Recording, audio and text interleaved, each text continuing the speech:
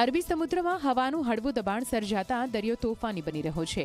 આગામી સમયમાં ભારે પવન સાથે વરસાદની આગાહી કરાઈ છે, ત્યારે દક્ષિણ ગુજરાતના દરિયા કિનારે ભારે કરંટ જોવા મળી રહ્યો છે। વલસાડ જિલ્લામાં 600 કિલોમીટરનો લાંબો દરિયા કિનારો તોફાની બન્યો છે। સુપ્રસિદ્ધ તિથલ બીચ ખાતે 15 થી 20 ફૂટ ઊંચા મોજા ઉછળ્યા, સાથે જ દરિયામાં પણ મોજામાં કરંટ જોવા મળ્યો। દરિયા કિનારે કોઈ હોનારત ન બને તે માટે ચુસ્ત પોલીસ બંદોબસ્ત ગોઠવાયો। મોટી સંખ્યામાં સહેલાણીઓ દરિયાની મજા માણવા માટે ઉમટ્યા। પોલીસે તમામ સહેલાણીઓને દરિયાથી દૂર રહેવા માટે અપીલ કરી છે।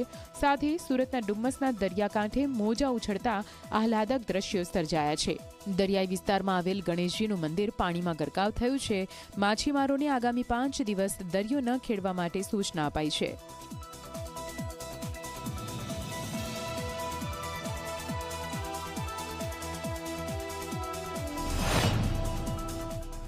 अति आनंद थयो। अमे सूरत थी आव्या छे।